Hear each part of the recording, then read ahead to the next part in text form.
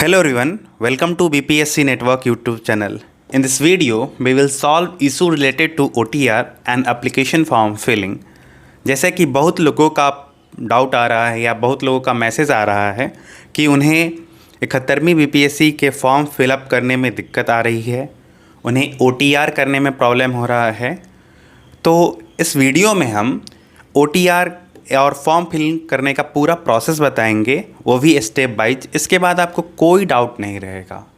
कभी कभी बीपीएससी की साइट बिजी होती है, इस वजह से ये प्रॉब्लम्स होता है। बीपीएससी इस पर पूरा फोकस होकर काम कर रही है। हो सकता है दिन में रश आवर हो, इसलिए आपके साथ ये प्रॉब्लम होता हो। आप फॉर्म को रात में फिल करना प्रेफर करेंगे। मान लीजिए लाइट का प्रॉब्लम है तो आप थोड़ा सा अब लाइट बल्ब जलाकर या फ्लैश लाइट यूज़ करके आप कैमरा से फ़ोटो खींच सकते हैं। जो लाइव कैमरा से जो खींचना होता है वो कर सकते हैं।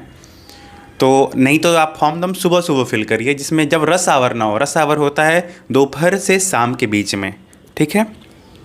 तो इस वीडियो में हम पूरा प्रोसेस बताएंगे कि आपको कैसे कैसे किन स्टेप का पालन करना है, जिससे आपको कोई भी प्रॉब्लम नहीं हो। आपको किसी से पूछने का ज़रूरत नहीं है। इस वीडियो के बाद आप खुद समझ जाएंगे कि आपके साथ आपको किन किन बातों का ध्यान रखना है और कौन कौन सा प्रोसेस है। तो चलिए इस वीडियो को शुरू करते हैं आगे स्टेप्स के लिए। लेकिन इससे पहले आप हमारे बीपीएससी नेटवर्क के यूट्यूब चैनल को ज़रूर सब्सक्राइब कर लीजिएगा, जैसे कि इससे आपको काफ़ी सारा फ़ायदा होगा। जैसे कि हम लोग नोटिफिकेशन को डिकोड करने का सीरीज़ लाते हैं, फिर ऐसे अभी आपके साथ जो भी प्रॉब्लम होता है आपका, उसको हम लोग एड्रेस करते हैं। तो हम स्टूडेंट के हित में हमेशा उनके साथ होते हैं और उनके साथ खड़े होते हैं, और ऐसे वीडियो से उन्हें हम सारी जानकारी देते हैं। तो आप हमारा यूट्यूब चैनल को ज़रूर सब्सक्राइब करेंगे। हम लोग नोटिफिकेशन डिकोड के साथ साथ स्ट्रैटेजी भी शेयर करते हैं कि आप कैसे किसी भी एग्ज़ाम की तैयारी कर सकते हैं, वो एग्ज़ाम आपके लिए कितना रिलेवेंट है।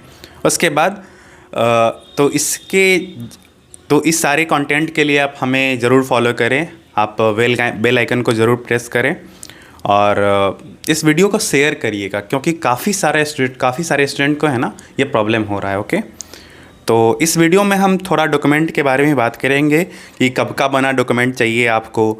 जैसे जाति, आवासीय, NCL, EWS, ये सारे डॉक्यूमेंट है। ये आप कैसे बनवा सकते हैं, ये तो इसका तो वीडियो हमारे चैनल पर अपलोडेड है। आपको डॉक्यूमेंट कब का चाहिए, जैसे प्रोविज़नल है, मार्कशीट हो गया, सर्टिफिकेट का जो इशू हो गया, उस बारे में भी बात कर लेंगे। तो हम लोग OTR के प्रोसेस से शुरू करते हैं, ठीक है। जैसे सबसे पहले आपको कोई भी वेबसाइट, मतलब कोई भी ब्राउज़र को ओपन करना है। आई विल से कि आप गूगल क्रोम ही यूज़ करेंगे। गूगल क्रोम काफ़ी थोड़ा सा ठीक ठाक है ब्राउज़र, आप उसमें कोई दिक्कत नहीं तो माइक्रोसॉफ्ट एज है तो आप उसे यूज़ कर सकते हैं। तो आप सबसे पहले ये जो साइट है, जो साइट हमारे वो टेलीग्राम पे भी इस साइट का हम लोगों ने डाला है, आप वहाँ से भी कॉपी कर लीजिए। नहीं तो ये साइट सबसे पहले bpsconlinebihar.gov.in और /candidate लॉगिन पे यूज़ करेंगे। आप क्लिक करेंगे तो आपका ये इंटरफेस खुलेगा। मतलब पहले जो बीपीएससी का जो इंटरफेस था वो अलग है, ये इंटरफेस है अलग है। मान लीजिए आपने पहले किसी भी 69, 70, 68 जो भी आपने फॉर्म फिल किया है, या इससे ही कुछ दिन पहले आपने फॉर्म फिल किया है वेरियस एग्ज़ाम का बीपीएससी से ही संबंधित, फिर भी आपको न्यू OTR करना है। आपको न्यू OTR से ही यार ये सारा आपका जो एप्लीकेशन फॉर्म है वो कंप्लीट होगा। OTR करना आपका एप्लीकेशन फॉर्म सबमिट नहीं हुआ। OTR जस्ट आपका वन टाइम रजिस्ट्रेशन है, मतलब आपको इसके बाद बार बार आपको OTR नहीं करना होगा। पिछले साल जो 70th में जो OTR लगा, 69th में जो था, तो उसमें क्या था कि कुछ जो डाटा था, कुछ जो डॉक्यूमेंट था वो ओल्ड ही चला जा रहा था। इसलिए बीपीएससी ने नए सिरे से सारा कुछ OTR का ये प्रावधान किया है। इसमें काफ़ी सारा डिटेल है, आपके बारे में काफ़ी ज़्यादा डिटेल पूछा गया है, ठीक है। तो आपको ये साइट पे आना है और फिर आपका जो अभी बीपीएससी का जो लोगो है इस पे आना है, जिसमें आपको लॉगिन दिखेगा और न्यू यूज़र रजिस्ट्रेशन दिखेगा। आपको न्यू यूज़र रजिस्ट्रेशन पे क्लिक करना है। आपको जनरल इंस्ट्रक्शन यहाँ है, यूज़र मैनुअल जिससे मैंने आपको ये समझा रहा हूँ और जिससे मैं ये बता रहा हूँ वो यहाँ पे है, ठीक है। इंस्ट्रक्शन तो एप्लीकेशन फॉर्म फिलिंग के लिए जो इंस्ट्रक्शन है यहाँ है, ठीक है। सबसे पहले न्यू OTR मतलब नया पंजीकरण, ये सारा इंग्लिश और हिंदी दोनों में होगा, मैं आपको इंग्लिश वाला भी शेयर कर दूँगा। सबसे पहले URL पे क्लिक करिए, BPSC का आपको होम पेज खुल जाएगा। उसके बाद आपको लॉगिन क्रेडेंशियल ब्लॉक देख सकते हैं, यहाँ पे लॉगिन क्रेडेंशियल ब्लॉक इसे बोलते हैं, ठीक है। उसके बाद आपको यदि आप न्यू हैं तो न्यू कर लीजिए, यदि आपने इस बार एकदम अपडेटेड एक बार फॉर्म मान लीजिए फॉर्म फिल कर लिया है तो आप इसमें जा सकते हैं, ईमेल ID पासवर्ड आपको मिल गया होगा तब। लेकिन आपको जब न्यू है, आपने फॉर्म फिल करना ही शुरू किया है तो आपको न्यू पे करना होगा, नया पंजीकरण करना होगा, ठीक है। फिर स्टेप 2, इसमें आपको ईमेल डालना होगा। ईमेल काफ़ी आपका इम्पॉर्टेंट है, ईमेल जिस पे आपको OTP प्राप्त होगा। अब मान लीजिए किसी को ईमेल पे OTP प्राप्त नहीं होता है, वो क्या करेंगे, अपना ईमेल का इनबॉक्स देखेंगे। जैसे ईमेल में क्या होता है, एक ऑल इनबॉक्स होता है, एक होता है प्राइमरी इनबॉक्स होता है, एक सोशल होता है, उसके बाद एक होता है स्पैम होता है। तो मान लीजिए स्पैम में क्यों जाता है, कोई भी ऑर्गेनाइजेशन है या किसी भी मान लीजिए किसी भी ऑर्गेनाइजेशन से बार बार मैसेज आता है या बार बार कोई रिप्लाई आता है, तो और वो ऑर्गेनाइजेशन से फ्रिक्वेंटली मान लीजिए कुछ नहीं आ रहा है तो इसे स्पैम फोल्डर, ये ईमेल का प्रोसेस है, आप स्पैम फोल्डर में देखेंगे, नहीं तो आपके इनबॉक्स में प्राइमरी इनबॉक्स में आ जाएगा उसी ईमेल में जो ईमेल डालेंगे, ठीक है। यदि प्राइमरी भी ना दिखे तो आप ऑल इनबॉक्स यूज़ कर दीजिएगा। मान लीजिए आप एक से ज़्यादा ईमेल यूज़ करते हैं तब, तो आप ये कर सकते हैं, जिसमें आपको OTP प्राप्त होगा, OTP सत्यापित करेंगे, पासवर्ड बनाएंगे, पासवर्ड को सत्यापित करेंगे मतलब पासवर्ड को वेरीफाई करेंगे। उसके बाद आपको 10th का मार्कशीट के अनुसार जो नाम है वो डालना है और नाम का पुष्टि करना है, मतलब जो नाम है उसको वेरीफाई करना है, पिता का नाम वेरीफाई करना है, माँ का नाम वेरीफाई करना है, जन्म तिथि वेरीफाई करना है, फिर आपका कौन से जेंडर है, पुरुष महिला या थर्ड जेंडर है उसको भी वेरीफाई करना है, और ID में जैसे Aadhaar card, PAN card, driving licence, इसका विवरण आपको दर्ज करना है, ठीक है। ये आपका OTR जो रजिस्ट्रेशन है उसका ये बेसिक है, ठीक है। फिर हम आगे बढ़ेंगे, जैसे इसमें है ईमेल ID हो गया, फ़ोन नंबर हो गया, जो कि जिससे आधार लिंक हो वो फ़ोन नंबर, यदि आधार लिंक ना हो तो भी चलेगा, लेकिन जिससे आधार लिंक हो वो उससे करने से काफ़ी आसान प्रोसेस हो जाएगा आगे का। ये न्यू पासवर्ड डालना है, उसके बाद आपको ये 10 का मार्क्स, ये सारा जो भी रेड कलर का है ना वो सारा मैंडेटरी है, ठीक है। आपको ये सब फिल ही करना होगा, ओके। OTP यहाँ डालना है, फ़ोन का OTP यहाँ डालना है, पासवर्ड यहाँ करना है, कंफर्म यहाँ करना है, नेम यहाँ कंफर्म करना है, फादर नेम यहाँ कंफर्म करना है, मदर नेम यहाँ कंफर्म करना है, डेट ऑफ बर्थ यहाँ कंफर्म करना है, जेंडर यहाँ कंफर्म करना है, और पहचान आपको यहाँ से फिल करना है। उसके बाद आपने किस साल में मैट्रिक किया है वो डालना है, आपका 10th बोर्ड का शॉर्ट फॉर्म में क्या था, जैसे कि CBSE है, बिहार बोर्ड है, पंजाब बोर्ड है, हरियाणा बोर्ड है, UP बोर्ड है, झारखंड बोर्ड है, जो भी बोर्ड है आपका वो आप यूज कर सकते हैं। 10th का रोल नंबर आपको डालना है, 12th किस ईयर में पास किया, ब्लड ग्रुप आपका क्या है, ब्लड ग्रुप इंपॉर्टेंट है, ब्लड ग्रुप आप नहीं चेक करवाए हैं तो प्लीज़ चेक करवा लीजिए। यदि आपको ब्लड ग्रुप पता है तो आप ब्लड ग्रुप इसका यूज़ कर सकते हैं, ठीक है। जैसे किसी का B positive, B negative, O positive, O negative, AB negative, AB positive होता है, तो आप इसे यूज़ कर, आपका जो भी ब्लड ग्रुप है प्लीज़ आप उससे सही ही डालिएगा, गलत नहीं डालना है, ठीक है। फिर डिजी लॉकर, अब डिजी लॉकर का जो सिस्टम है वो डिजी लॉकर क्या होता है, डिजी लॉकर सरकार के द्वारा प्रोवाइड किया गया एक आपका लॉकर है जिसमें आपका सारा डॉक्यूमेंट सेफ रहता है। जैसे कि एक बार OTR का ये पंजीकरण पूरा हो गया, उसके बाद आप डिजी लॉकर पे आप ये जो साइट है आगे फॉरवर्ड हो जाएगा डिजी लॉकर पे। डिजी लॉकर एक हर उम्मीदवार का एक खाता है जिसमें आपको अपना मोबाइल नंबर, जो भी पिन है, इससे आप यूज़ करके इसे साइन इन कर सकते हैं। यदि पहले से आपके पास डिजी लॉकर का डॉक्यूमेंट, डिजी लॉकर का आप यूज़ कर रहे हैं तो कोई दिक्कत नहीं है, यदि नहीं तो आपके पास डिजी लॉकर खाता नहीं है तो आपको पूरा विवरण साइन अप करना होगा। अब मतलब मैनुअली फिल करना होगा। डिजी लॉकर है तो वहीं से सारा कुछ लिंक हो जाएगा। डिजी लॉकर पे आप अपना सारा डॉक्यूमेंट अपलोड कर दीजिए, काफ़ी बेनिफिशियल होता है और काफ़ी अच्छा होता है। आपका ड्राइविंग लाइसेंस हो, पैन कार्ड हो, आपका 10 का मार्कशीट, 12 का मार्कशीट, सर्टिफिकेट, उसके बाद आपका आधार कार्ड, उसके बाद पासपोर्ट, हर डॉक्यूमेंट आपका वहाँ पे है, ठीक है। तो ये आप फिल कर लीजिए। साइन अप में आपको सारा खाता जो आपका जो अकाउंट है उससे वेरीफाई करना होगा, फिर ओटीपी प्राप्त होगा, जो कि जिस फ़ोन नंबर से आपका आधार लिंक है उससे ओटीपी प्राप्त हो जाएगा। फिर आपको उसके बाद जैसे ही साइनअप की प्रक्रिया पूरी हो जाएगी, आपको डिजी लॉकर का होम पेज, मतलब आपको डिजी लॉकर से कनेक्ट करना है, फिर आपको होम पेज में आएगा आधार, उसके बाद आप अपने आधार कार्ड को देखेंगे, फिर ड्राइव से उसे आप यूज़ कर सकते हैं।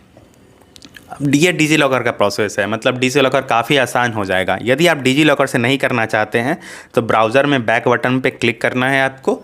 बैक बटन पे आइए, ऑनलाइन एप्लीकेशन का पोर्टल खुल जाएगा, फिर लॉगिन क्रेडेंशियल को पूरा फिल करेंगे, ठीक है। ये डिजी लॉकर का प्रोसेस है। यहाँ पे आप मोबाइल नंबर, यूज़र नेम या अदर से आप ओपन कर सकते हैं।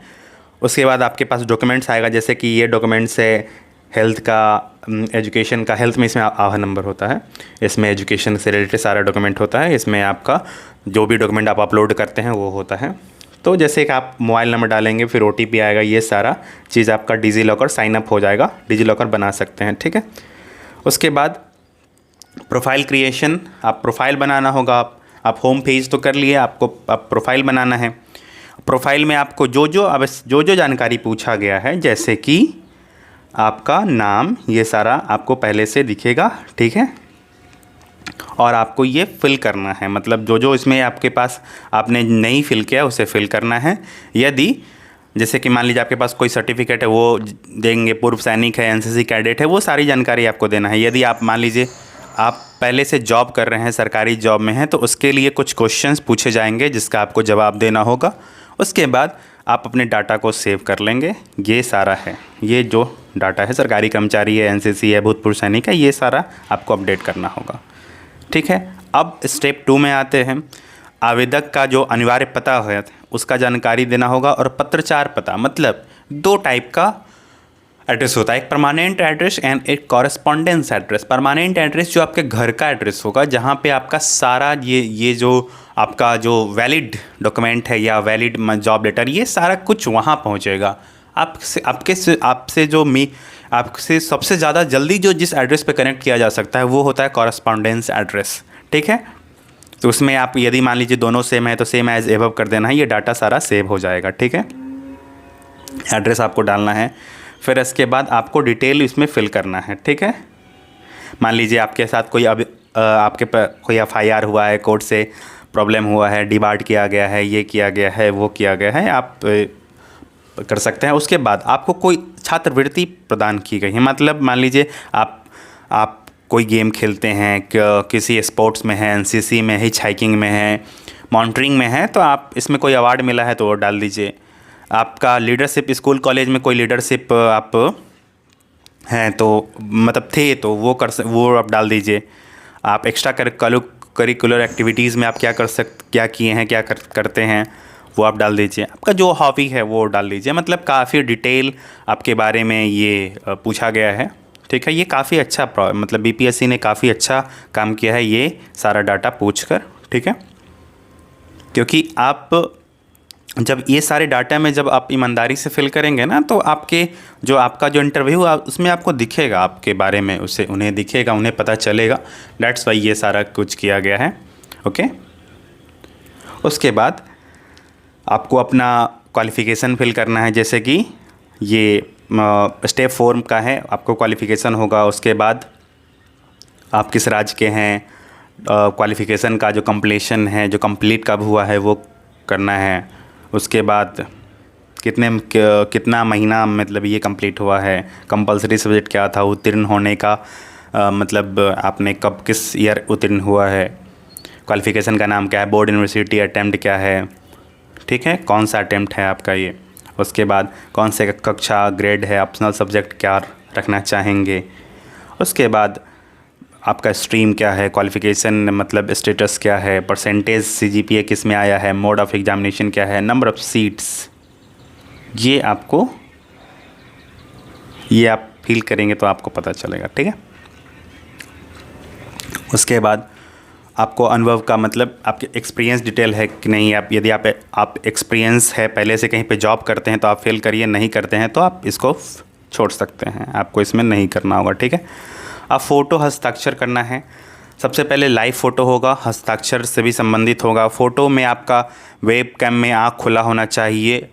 पिछले 70th BPSC में हमारे पास कुछ प्रॉब्लम्स आए थे जिसमें बच्चे स्टूडेंट ने क्या किया था, वो थोड़ा सा हट गया था तो उनका चेहरा ही हट गया था, तो ये प्रॉब्लम हुआ था। तो आप अच्छे से मास्क नहीं पहनना है, आप हेड गियर नहीं यूज कर सकते हैं, कोई टोपी, पावर का चश्मा, धूप का चश्मा, मास्क, मफलर कुछ भी यूज नहीं करना है। फ़ोटो स्पष्ट हो, चेहरा पूरी तरह दिखाई दे। हिंदी और इंग्लिश दोनों में आपको हस्ताक्षर करना है। 20 KB से कम होना चाहिए आपका साइज। सिग्नेचर कितना होना चाहिए? 20 KB से कम, और उसका डायमेंशन होना चाहिए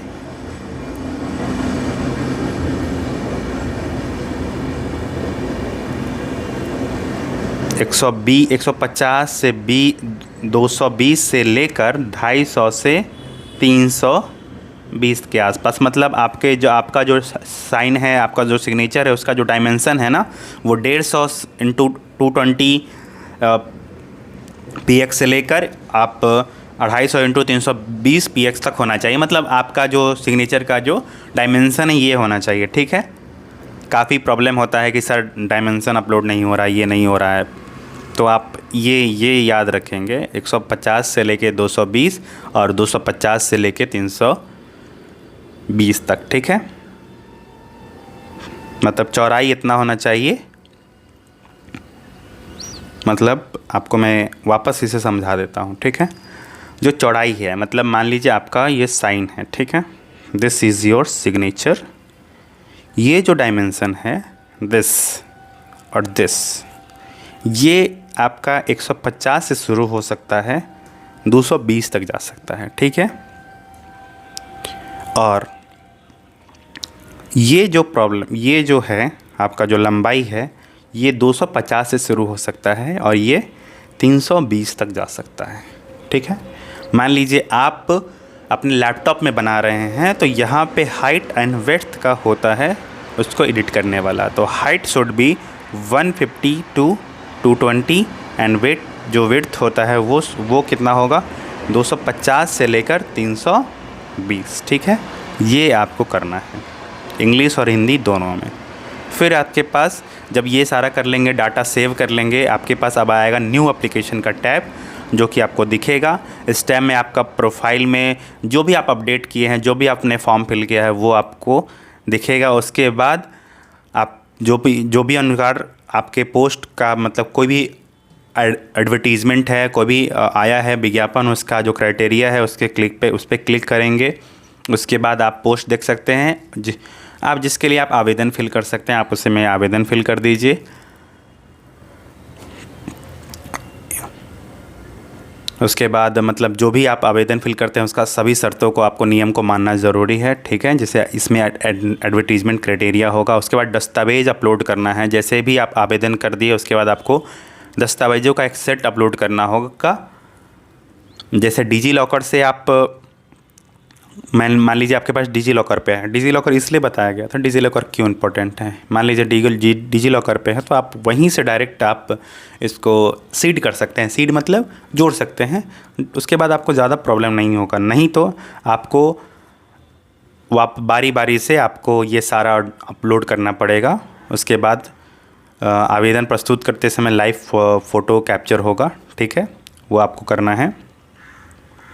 उसके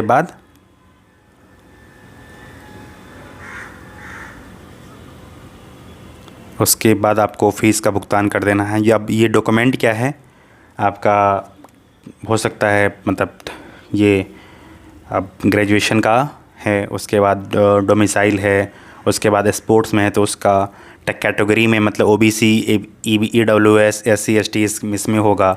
उसके बाद आपके पास 10th का मार्कशीट, एज के लिए वही यूज़ कर सकते हैं 10th का ही, या आधार कार्ड यूज़ कर सकते हैं। या उसके बाद आप एजुकेशनल के लिए ये यूज़ कर सकते हैं। डोमिसाइल आपको यहाँ डालना होगा, उसके बाद स्पोर्ट्स यहाँ डालना होगा, प्रूफ की जो आपको कैटेगरी है उसको यहाँ पे आप यूज़ कर सकते हैं। 10 का मार्कशीट भी यूज होता है, ठीक है, एज के लिए। उसके बाद ये प्रोसेस आ जाएगा जिसमें आपका सारा फॉर्म फिल हो गया, ठीक है। उसके बाद आपका फ़ी पे करना है, जहाँ पे आपका ये debit card using credit card यहाँ से हो सकता है। उसके बाद आप ये कर सकते हैं, ठीक है। उसके बाद आप दूसरी बात, अब काफ़ी इम्पोर्टेंट बात है, बीपीएससी ने इस बार शिकायत टैब यूज़ किया है, ग्रीवांसेस। ये काफ़ी इम्पोर्टेंट है। आपको जिस स्टेप पे प्रॉब्लम हुआ है, जो भी स्टेप में आपको दिक्कत हुआ है, जो भी आप उसमें आप शिकायत आवेदन करने मतलब आप एक पूरा प्रक्रिया है उसमें आप सबसे पहले जो भी एग्ज़ाम देते हैं या जिनका भी ये सारा बना हुआ है, OTR बना हुआ है, एप्लीकेशन बना हुआ है, आप फॉर्म फिल कर रहे हैं, आप वही शिकायत कर सकते हैं। कोई भी आके शिकायत नहीं कर सकता। ये काफ़ी अच्छा प्रोसेस है। उसके बाद शिकायतों का जो प्रकार है उसे चयन करना होगा। शिकायतों का सामना जो कर रहे हैं आप, वो चीज़ फिल करना होगा। उसके बाद 500 शब्दों में अधिकतम सीमा प्रदान, मतलब आप जो भी प्रॉब्लम है उसे 500 वर्ड्स में लिख सकते हैं और उसका प्रूफ आपको अपलोड करना पड़ेगा। उसके बाद सेव कर दीजिए। इससे पता है क्या फ़ायदा हुआ है? अभी क्या हुआ है, और जो ईमेल और फ़ोन नंबर पे OTP नहीं आ रहा था, कुछ स्टूडेंट ने इसमें ग्रीवांसेस डाला होगा। बीपीएससी ने एक क्लैरिफिकेशन का पैम्पलेट वो जारी किया है, जिससे वो उन्होंने बताया है कि आप क्या कर सकते हैं। जैसे आप स्पैम फोल्डर चेक करिए। इसलिए ये जो शिकायत है, आप जैसे जो भी प्रॉब्लम आपको फेस हुआ है आप वो बता सकते हैं। इससे क्या होगा कि बीपीएससी काफ़ी दक्षता से काम कर रही है। बीपीएससी काफ़ी अच्छे तरीके से सारे ये शिकायतों पर काम कर रही है। आपको काफ़ी सारा आपको जो निवारण है काफ़ी जल्दी मिलेगा। इसलिए जैसे मतलब 10-20 या 100-200 या 300-400 स्टूडेंट ने ये प्रॉब्लम रेज़ किया होगा कि सर OTP नहीं आ रहा है, आयोग से उन्होंने बताया होगा। उसके बाद क्या हुआ, बीपीएससी ने एक पैम्पलेट जारी किया जिससे कि बताया कि आप यदि OTP नहीं आ रहा तो आप क्या कर सकते हैं, कब कर सकते हैं, ठीक है। तो काफ़ी अच्छा बीपीएससी ने ये किया है, काफ़ी अच्छे तरीके से काम कर रही है, ठीक है। ये सारा जो प्रोसेस है वो इंग्लिश में यहाँ पे अपलोडेड है। ये सारा ये इंग्लिश वर्जन है, मैंने हिंदी में बताया है आपको, ठीक है। मैं आपको वापस बता देता हूँ कि आप जो फ़ोटो है इसके लिए क्या कर सकते हैं। फ़ोटो में जो डायमेंशन होगा, ये मान लीजिए फ़ोटो है तो ये 150 से लेके 220 तक जा सकता है, ये 250 से लेके 320 तक जा सकता है। OTR सभी को करना है, ठीक है। दूसरी बात, अब जो डॉक्यूमेंट है 10th का आपके पास मार्कशीट, 10th का आपके पास सर्टिफिकेट, यदि आप BSCB से हैं तो, यदि आप CBSE से हैं तो आपका 10th का मार्कशीट ही होगा। 12th का आपको मार्कशीट या और सर्टिफिकेट। उसके बाद ग्रेजुएशन का मार्कशीट,